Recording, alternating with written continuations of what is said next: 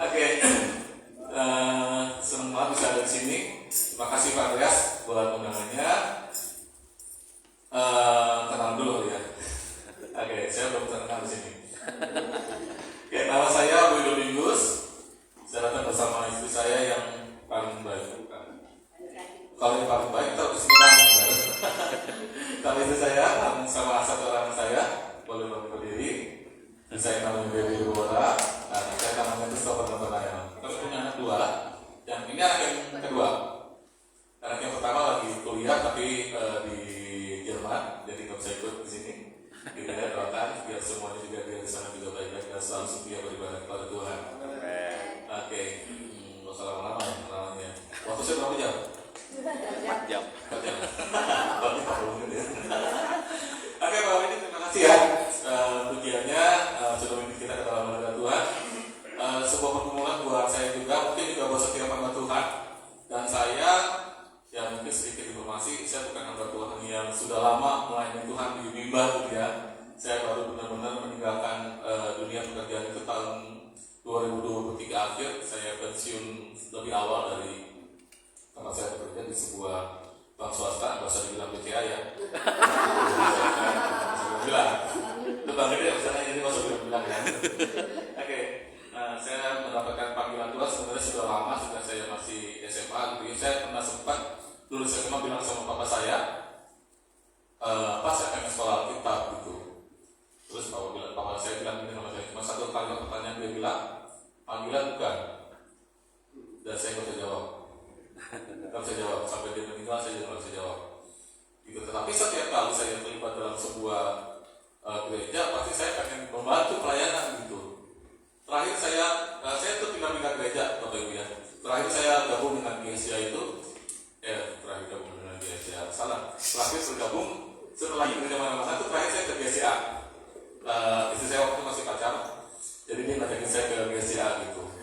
Saya bilang, boleh saya ke GSA gereja kamu gitu ya, tapi jangan bilang-bilang bapak saya pendeta.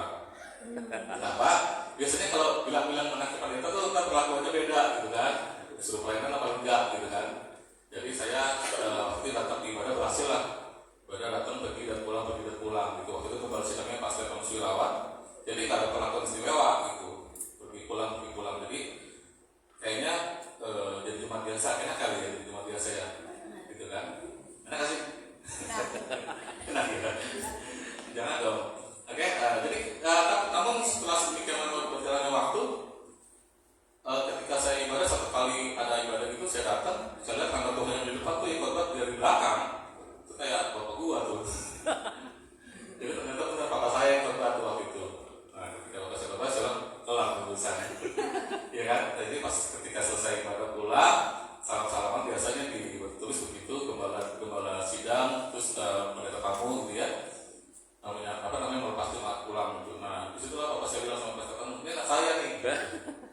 Jadi ketahuan. Mulai dari situ mulai diminta bantu pelayanan di Asia gitu ya. Ya, teruslah seperti itu akhirnya. Dan saya sudah teringat lagi sama panggilan itu gitu. Kemudian ketika udah menikah, anak-anak sudah sempat saya ajak, sudah bisa diajak ngobrol, dia udah siap, kalau salah SMP SMA gitu ya. Saya bilang sama anak istri, saya bilang kayaknya papa nggak akan kerja sampai selesai. Gitu. Kenapa? Saya ingin waktu tenaga saya ketika umur 50 itu masih lumayan lah ya, kalau misalnya mau memenuhi panggilan Tuhan. Terus istri saya bilang, jangan gitu, dibilang jangan, dia merasa gini, dari istri saya saran gini, jangan kamu anggap kamu tuh lagi bosan kerja, gitu ya, lagi lelah dengan pekerjaan, terus jangan pelayanan jadi pelarian. Jadi saya bilang, benar juga kali ya, gitu kan. Jadi ya udahlah, akhirnya saya lupakan. Jadi pelayanan untuk sambil pelayanan yang ya istilahnya yang bisa disambi dengan pekerjaan, gitu ya. Saya sempat melayani bukan sempat sih, masih sampai sekarang menjadi majelis di Kuis, gitu ya. Jadi kalau pulang kerja lebih sering waktunya ngabisin waktu dengan kegiatan gereja, baik itu onsite ataupun online.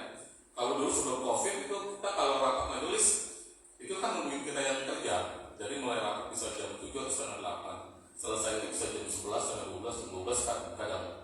So paginya kerja lagi. Nah itu merasakan lelahnya lumayan. Itu karena bukan cuma rapat terus doang, tapi ada kegiatan lain di hari biasa ataupun di hari Sabtu banyak terus kegiatannya. Gitu. Nah itu yang akhirnya saya udah akhirnya ya udahlah, saya bilang mungkin udah begini aja cara mengikuti cara melayani Tuhan lah gitu ya sambil kerja. Padahal udah saya lupakan itu, jadi saya lupakan. Akhirnya tetapi di tahun 2021 di sekitar bulan Juli atau habis itu, dari kami selesai doa pagi, istri saya ada sini ke saya gitu, dia bilang tiba-tiba dia bilang, kamu boleh pensiun ini gitu, buat memenuhi panggilan Tuhan karena saya nggak bisa tahan panggilan Tuhan. Jadi sebenarnya Tuhan panggil saya tapi udah lama dia nih gitu ya, gitu udah nggak mau ke saya lagi. Gitu. Jadi Tuhan ingatkan ke istri saya Pak, udah lepas saya untuk buat pelayanan. Dan saya nggak nunggu waktu lama, saya tiba-tiba jadi pinter, jadi cerdas nih, akal sehat saya tiba-tiba jadi bekerja gitu. Kenapa? Entah ini kan pikiran jadi kepikiran. Tiba-tiba banyak kalimat pertanyaan yang muncul di dalam pikiran saya. Kamu mau hidup di bawah kerja istri gitu kan? Artinya kan saya kalau dengan kerja udah kerja loh, ya nggak sih? Itu saya bekerja nih, gitu. Jadi kan ada orang bilang gitu, lu enak banget lu nggak kerja gitu kan? Istri yang kerja gitu kan? Jajan dari mana? Dari istri gitu kan? Enak banget gitu kan? Itu satu. Terus yang kedua, itu anak masih butuh biaya sekolah loh. Anak saya masih sekolah dua-duanya belum ada sama diri.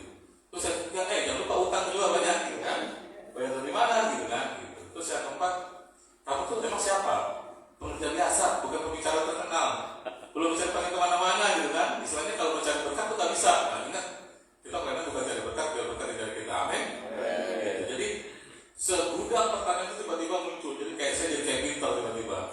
Yang tadinya berangkat kerja, pergi pulang kerja itu melihat orang-orang di jalanan yang berusaha dorong-dorong gerobak, tukang bakso, tukang apa gitu ya. Gak pernah saya pikirin, tiba-tiba kepikiran. Tiba-tiba muncul gini, lihat tuh, mereka itu dari pagi sampai sore sampai malam, ya. Mereka tuh dorong-dorong gerobak untuk dapat duit berapa sih? Dibandingkan apa yang saya dapat gitu dari kantor setiap bulan pasti, ya kan? Terus ngapain kamu tinggalin gitu? Cuma satu pertanyaan yang melintas yang bisa menangkis semua pertanyaan itu, cuma bilang begini, kamu percaya nggak Tuhan kamu sanggup memelihara kamu? Gitu doang. Gitu. Jadi doakan juga apa yang sedang saya jalani bersama keluarga memenuhi panggilan Tuhan. Ya memang itu saya ngomongkan 2021 kenapa saya bisa pensiun awal dan pensiun itu tahun 2023 akhir. Jadi itu saya minta waktu sama Tuhan buat mempersiapkan. Bukan cuma saya doang yang dipersiapkan, tapi kehidupan saya dan anak-anak harus dipersiapkan. Kenapa? Anak-anak nih, anak-anak kalau istilahnya kan sekarang saya resmi gitu ya, jadi pendeta gitu kan. Sebenarnya kan pelayan bisa aja nggak perlu jadi pendeta. Itu salah satu lagi tuh pertanyaan yang muncul. Nggak perlu menjadi pendeta buat pelayanan gitu. Tetapi saya mau ambil tanggung jawab itu lebih. Pertama karena saya buat hidup saya juga terjaga. Kalau kemarin mungkin kalau kita gampang lost control emosi gitu ya, nggak ada beban kan. Tapi zaman sekarang coba, ya saya aja sekarang masih sampai sekarang tuh jaga emosi masih susah banget kan. Coba kalau kita mau ribut sama orang di jalanan, ya kan. Terus kemudian kita kalau zaman sekarang gampang viral, handphone tinggal direkam doang, wih si bocor pendeta GCA gitu yang berantem, ya kan.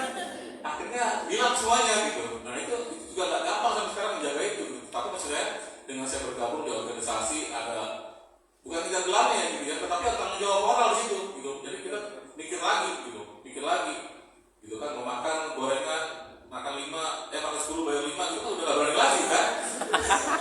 Kalau dulu kan bocor aja orang siapa sih gitu kan, karena nggak berani gitu kan, terus ketahuan dia tahu bohong gitu. Oke, nah itu saat itu sudah sedikit cerita tentang saya, udah 8 menit. Oke, pergumulan saya yang tadi saya ulang maksudnya apa sih yang mau Tuhan sampaikan lewat saya gitu ya kepada jemaat tempat ini. Seperti saya tanya Pak Andreas, bebas saja mengalir kan gitu. Dan ada beberapa hal yang saya siapkan terus. Ketika hari kemarin tuh beberapa hari Tuhan sudah selesai yang ini gitu ya. Tapi saya butuh nyali gitu Tuhan nih, untuk menyampaikannya gitu ya. Bukan sebuah perkara yang sebenarnya kisah yang sering kali kita dengar gitu. Tapi hari ini ketika Pak Weni menyampaikan, memimpin kita masuk dalam panggilan Tuhan, saya semakin dikuatkan untuk berani menyampaikan kepada kita semua. Dan juga ini termasuk kepada saya. Gitu ya. Bapak Ibu kita baca Yohanes 21 ayat 25. Yohanes 21 ayat 25. Oke, saya bacakan ya. Masih banyak hal-hal lain lagi yang diperbuat oleh Yesus. Tetapi jikalau semuanya itu harus dituliskan satu persatu, maka agaknya dunia ini tidak dapat memuat semua kitab yang harus ditulis itu. Ini kalau kita baca ayat ini, kita nangkapnya apa sih? semua hal yang Tuhan sudah lakukan yang luar biasa, ya, yang buat manusia itu luar biasa. Nah, pertanyaan saya adalah, sampai hari ini, apakah kita semua masih merasa heran, merasa kagum dengan apa yang Tuhan lakukan? Masih kan? Benar nggak masih? Atau cuma bacanya biasa-biasa aja? Biasa gitu.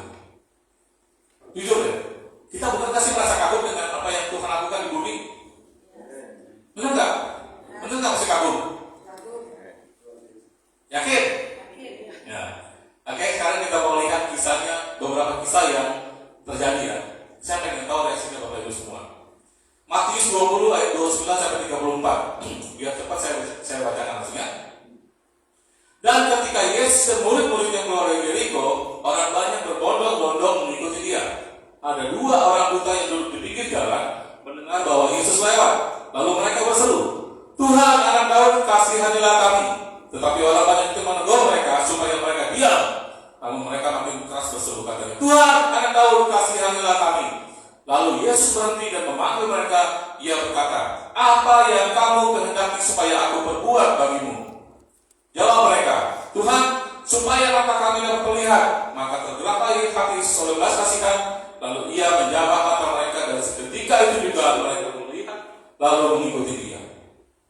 Kalau di sini, ini kan nggak banyak nih orangnya nih. Ya, ini kan dibilang orang banyak berbondong-bondong. Terus misalnya nih, segini aja deh. Terus ada yang bilang, Pak Boy, gitu ya. Atau Pak Andres, gitu. Terus yang lain jangan ganggu dia gitu ya. Jangan ganggu Pak Andres, jangan ganggu Pak Boy gitu. Terus sampai akhirnya kan orang itu teriak-teriak terus. Saya tanya, mau apa sih? Gitu. Mau apa? Saya buta, tolong sembuhkan. Gitu. Yang lain kira-kira reaksi orang yang sekitarnya bagaimana? Pasti menunggu-nunggu dong, apa yang akan terjadi? Coba diresapi. Andai kan kita ada di tengah-tengah orang yang berbondong-bondong itu. Ketika dua orang buta itu datang sama Tuhan, Tuhan tanya mau apa? Tuhan tanya mau apa? Tuhan tahu nggak mereka buta? Tahu dong, tapi kenapa ditanya? Ya kan? Tuhan perlu kita ngomong. Tuhan perlu kita ngomong. Tuhan, sembuhkan kami supaya kami bisa melihat. Lalu Tuhan dengan belas kasihannya menyembuhkan mereka yang buta, mereka bisa melihat. Terus bagaimana reaksi kita? Wow, bilang, coba. Wow. Nah, begitu dong reaksinya. Nah, artinya saya pengen tahu, kita tuh masih kagum nggak sih dengan kuasa Tuhan? Benar masih kagum? Kok nggak bilang wow? Iya kan? Kalau di tengah-tengah kita ini ada orang yang disembuhkan sakitnya tiba-tiba, kebayang nggak gitu? Kita kan pasti bersorak-sorai gitu. Kenapa? Nah, ternyata kuasa Tuhan luar biasa. Itu satu. Kan tadi ayat pembacaan kita yang pertama kita bacakan, masih banyak hal-hal lain yang dibuat oleh Tuhan Yesus tapi nggak tuliskan. Nih, ini kita bacakan lagi yang tuliskan ya. Terus yang kisah kedua, Matius 9 ayat 18 sampai 25. Matius 9 ayat 18 sampai 25. Sementara Yesus berbicara dan demikian kepada mereka, datanglah seorang kepala rumah ibadah, lalu menyembah dia dan berkata, "Anakku perempuan baru saja meninggal." Bilang, "Wo?" Kenapa wo? Karena anakku udah meninggal. Ya, anakku udah meninggal loh. Terus apa dibilang? "Tetapi datanglah dan letakkan tanganmu atasnya, maka ia akan hidup." Ada yang berani nggak di sini? Ya kan kita sering mengalami, ya mungkin usia-usia segini kita sudah mengalami kedukaan yang ada keluarga yang dipanggil Tuhan. Ada yang berani datang ke Pak Andreas, "Pak, istri saya, suami saya, anak saya, orang tua saya meninggal, Bapak datang dong." Datang Pak, tolong tupangin tangan supaya bangkit lagi. Ada nggak yang berani datang ke Pak Andreas begitu? Nah, terus gimana wawanya? Lo nggak di dalam Tuhan, ya? Tapi zaman ini buat kita tuh nggak gampang. Maka saya bilang tadi, ini mau saya sampaikan ini berat banget nih resikonya. Tapi ini di rumah Tuhan, saya nggak takut juga. Ada Tuhan, ya ada Tuhan sini. Jadi, wow nggak? Ya, bahwa Tuhan itu bisa berkuasa gitu, menyembuhkan bahkan membangkitkan orang mati. Tetapi ketika Tuhan Yesus belum sampai ke rumah kepala rumah ibadah itu, ada kejadian lain. Pada waktu itu seorang perempuan yang sudah 12 tahun lamanya menderita pendarahan maju mendekati Yesus dari belakang dan menjamah jubahnya karena katanya dalam hatinya, saya jawabannya, aku akan sembuh. Wow. Tuh, ini ada komandannya. Wow. Nah, kita berani gak sih seperti perempuan ini? Gitu. Tuhan, duh rame ini. Anda nggak bisa pergi ke gereja karena banyak halangan. Ini dia tuh dihalangi oleh orang banyak, tapi dia bilang, saya akan jamah jumlah-jumlahnya dan saya akan sembuh di tengah-tengah kebanyakan orang. Lalu ada kisah lagi yang lain. Lukas 17 ayat 11 sampai 19. Dalam perjalanannya ke Yerusalem, Yesus menyusul perbatasan Samaria dan Galilea. Ketika ia memasuki suatu desa, datanglah 10 orang Tuhan menemui dia. Mereka tinggal berdiri agak jauh dan berteriak, Yesus, Guru, kasihanilah kami. Lalu ia memandang mereka dan berkata, pergilah, perlihatkan dirimu kepada imam-imam, dan sementara mereka di tengah jalan, mereka menjadi tahir. Mana maunya? Oh? Ya, benar gak sih kalau itu terjadi di zaman sekarang gimana Pak? Ada orang di depan sana teriak-teriak, Andreas dulu. Tolong sembuhkan kami, doakan kami gitu. Terus Andreas doa dari sini, orangnya sangat jauh. Ya jaraknya ya 10 meter lah ya, atau 50 meter. Terus didoakan, kemudian sembuh. Mau itu terjadi? Wah? Oke, kisah selanjutnya. Waktu berjalan terus. Yohanes 9 ayat 1-7. Waktu Yesus sedang lewat, ia melihat seorang yang buta sejak lahirnya. Murid-muridnya bertanya kepadanya, Rabi, siapakah yang berbuat dosa? Orang ini sendiri atau orang tuanya sehingga dia dilahirkan buta? Jawab Yesus, bukan dia dan bukan juga orang tuanya, tetapi karena pekerjaan Allah harus dinyatakan di dalam dia. Nah, kemudian lengkap ayatnya. Setelah ia mengatakan semuanya itu, ia meludah ke tanah dan mengaduk ludah itu dengan tanah, lalu mengoleskan kepada mata orang buta tadi dan berkata kepadanya, pergilah, basuhlah dirimu dalam kolam Siloam. Artinya yang diutus maka pergilah orang itu, ia membasuh dirinya, lalu kembali dengan mata yang sudah melek. Wow. Benar kan nih wownya? Ya? Oke, lanjut. Banyak kisahnya. Tapi kan saya nggak baca semua. Markus 2 ayat 1-12. Markus 2 ayat 1-12. Ini panjang. Tapi saya akan bacakan yang singkat-singkat aja ya. Kemudian sesudah lewat beberapa hari, waktu Yesus datang lagi ke Kapernaum, tersiar kabar bahwa ia ada di rumah. Maka datanglah orang-orang berkerumun sehingga tidak ada lagi tempat, bahkan membuka pintu pun tidak. Sementara ia membuka firman kepada mereka, ada orang-orang datang kepada seorang lumpuh digotong oleh 4 orang.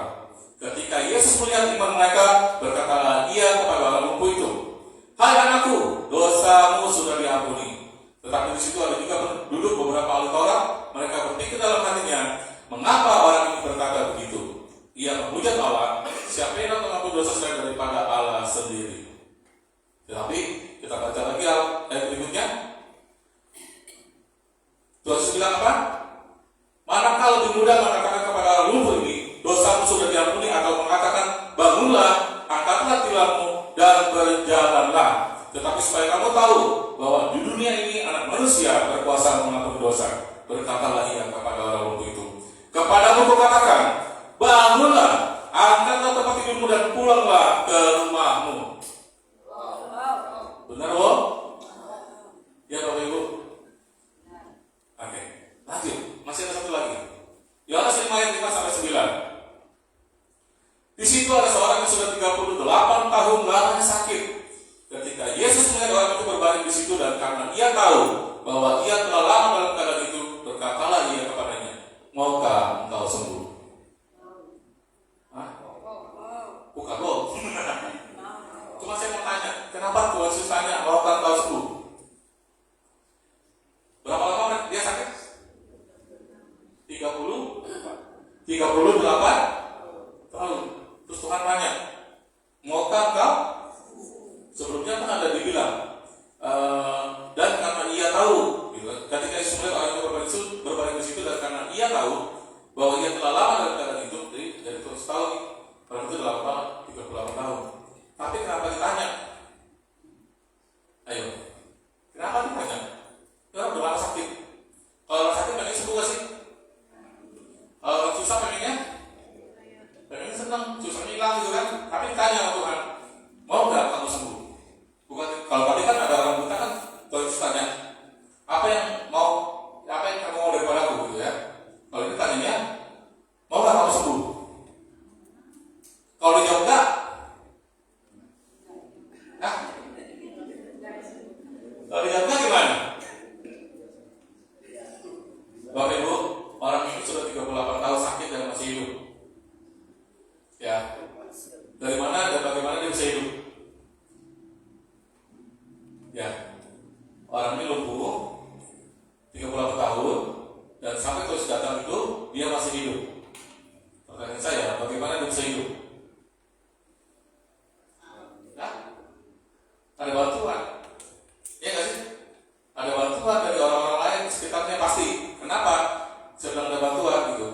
bisa hidup sampai 38 tahun, artinya udah terbiasa belum dengan kondisi itu?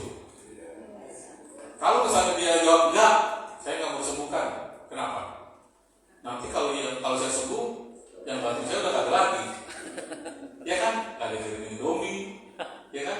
Gak ada yang beras, gak ada yang suar. Kenapa? Karena saya udah sehat. Saat ini saya harus kerja sendiri, usaha sendiri. Gitu. Makanya Tuhan tanya, mau gak kau sembuh?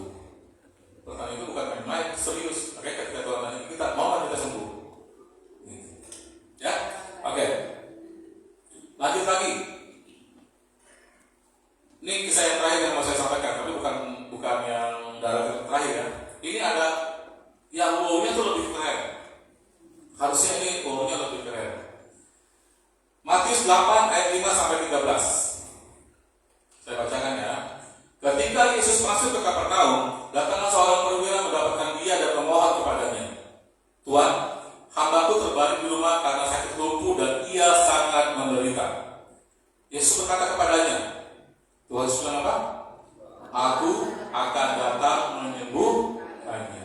Tuhan akan datang ke rumahnya. Oke? Tetapi jawab perwira itu kepadanya, Tuhan, aku tidak layak menerima Tuhan di dalam rumahku. Katakan saja sepatah kata, maka hambaku itu akan sembuh. Wow. Siapa di sini di antara kita ada yang punya kerabat sana saudara lagi sakit? Terus nggak bisa dibawa ke sini? Bilang sama Pak Andreas, saya punya sama saudara lagi sakit di rumah, dari rumah sakit, dari rumah. Doakan Pak Andreas. Pak Andreas bilang, yaudah kita ke rumah kamu. Jangan Pak Andreas, dari sini nanti doakan, saya percaya Tuhan sembuhkan. Amin. Jadi apa yang bisa kita ambil dari semua kisah-kisah yang tadi? Berapa kisah sih tadi? 5, 6 paling ya. Padahal tadi firman Tuhan bilang apa? Ada banyak.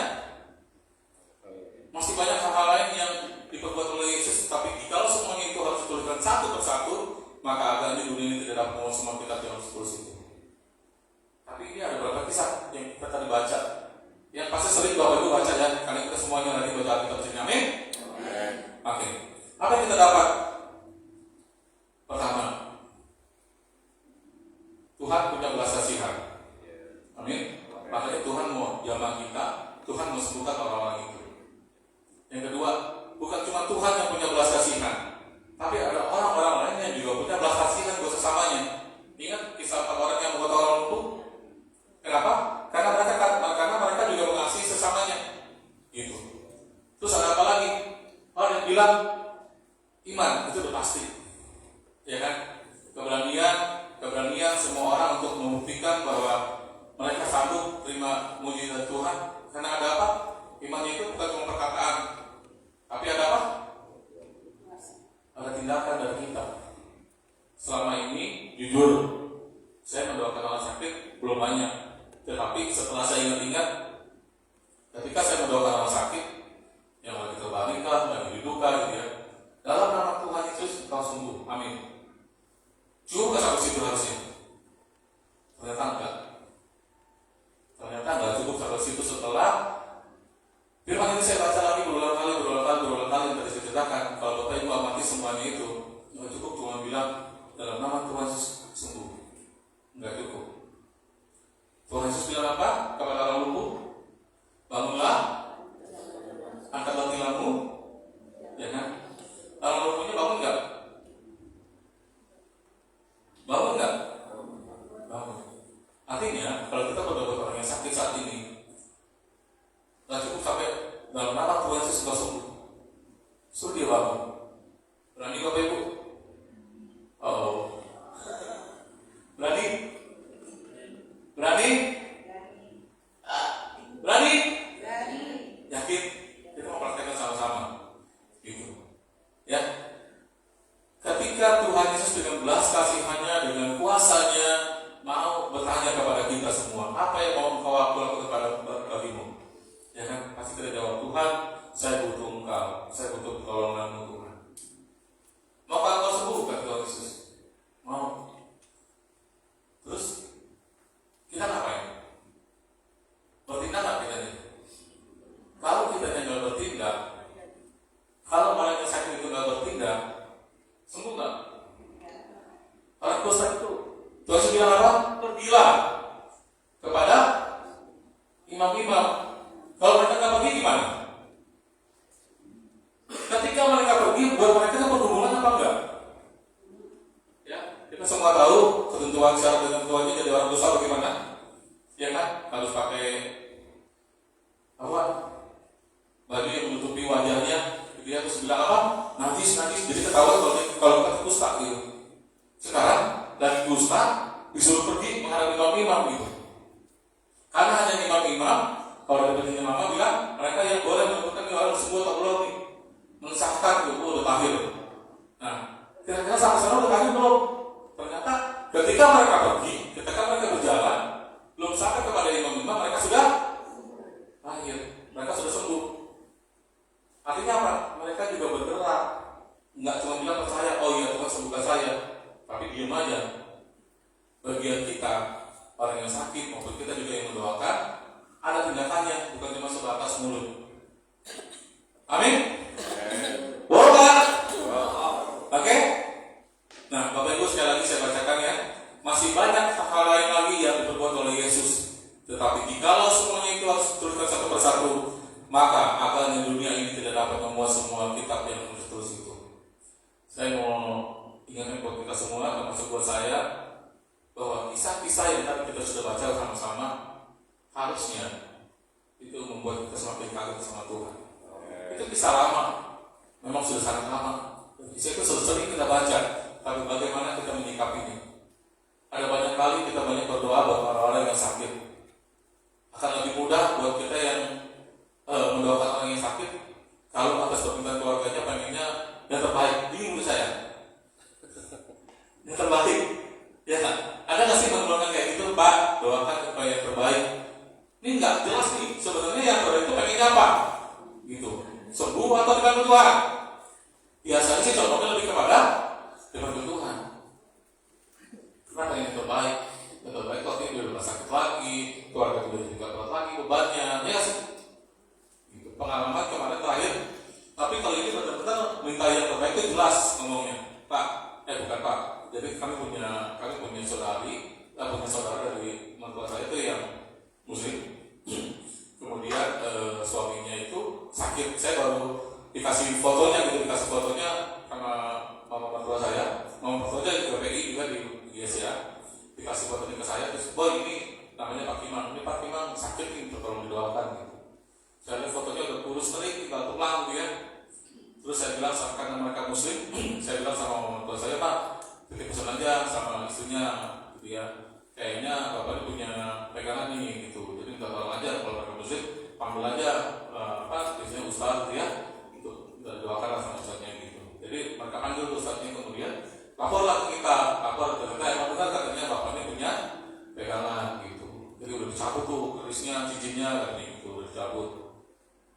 Terus kata ustaznya, bapaknya akan meninggal 7 Jumat lagi. Itu saya waktu dikabarin itu hari Rabu kalau salah ya, 7 Jumat lagi. Dan Jumat yang dalam itu adalah Jumat yang kedua kalau salah. Terus saya bilang sama mama saya, besok Jumat kayaknya kita bisa datang deh. Saya bisa datang. Nah, kami datang ke sana, kami datang ke rumahnya di daerah Cibinong. Terus saya tanya sama istrinya gitu, ini mau gimana gitu? Ya boy, didoakan aja. Didoakan apa nih maksudnya gitu kan? Ya biar meninggal lah gitu. Jadi lebih enak menjelaskan kan? Biar meninggal katanya gitu. Ya udah, akhirnya kami datang, saya sama beberapa orang termasuk mama tua saya, kita doakan gitu. Kita doakan, kita doa 3 kali. Sama ngobrol-ngobrol, doa, selesai doa, ngobrol-ngobrol lagi, dan dari ngobrol-ngobrol itu saya lihat, oh ternyata dia masih ada satu yang belum dicabut susuknya, gitu. Ya udah kita doakan lagi, gitu ya. Saya nggak cabut susuknya, cuma kita doakan lagi. Terakhir mau pulang, kita doakan lagi. Nah ketika mau pulang, itu di hati saya kayak besok pagi, gitu. Cuma saya nggak berani bilang, besok pagi, udah. Nah kita pulang, besok paginya istrinya WA ke mama mertua saya bilang terima kasih, bilang sama om boy, semuanya sama teman-teman, sama saudara, ini Bapak Kimang sudah dipanggil Tuhan. Amin nggak? Wow nggak? Bukan kita, bukan. Tapi maksud saya gini, kalau kita mendoakan orang yang minta dipanggil Tuhan itu lebih bebannya lebih ringan, lebih berat sih? Lebih ringan. Kenapa Bapak itu Yesus bilang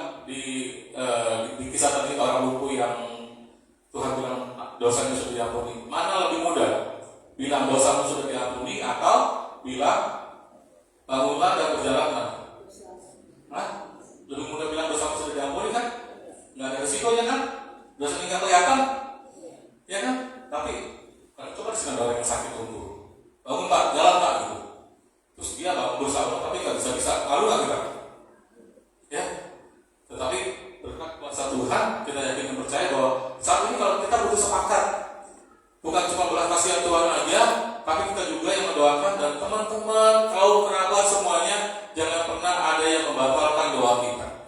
Kenapa saya bilang begitu? Karena yang membatalkan doa kita adalah mulut kita sendiri. Mulut yang kita pakai untuk menaikkan doa kepada Tuhan. Setelah kita tutup doa kita dalam nama Tuhan Yesus kami percaya, amin. Ya kan? Beberapa menit kemudian, beberapa jam kemudian, beberapa hari kemudian, mulut kita yang sama juga yang membatalkan. Ketika baru melihat orang yang belum sembuh, itu kita bilang, ini susah kan, makanya udah gak ada harapan. Artinya doa kita yang tadi kita naikkan, kita batalkan sendiri. Seringkali kan kita begitu. Ya, Bapak Ibu, sekali lagi saya mau mengajak kita semuanya, kita bilang wow, bukan karena kita cuma heran, tapi karena kita juga mau melakukan perkara-perkara yang Tuhan Yesus lakukan di bumi. Bahkan terus bilang bahwa kita juga sanggup lakukan itu lebih besar lagi daripada yang Tuhan Yesus lakukan. Amin. Mari kita balik berdiri. Saya mau undang Pak Benny untuk pimpin kita.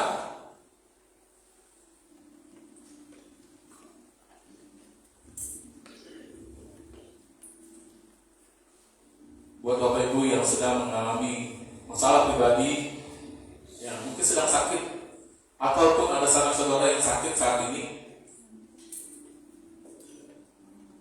ucapkan namanya di dalam setiap Bapak Ibu.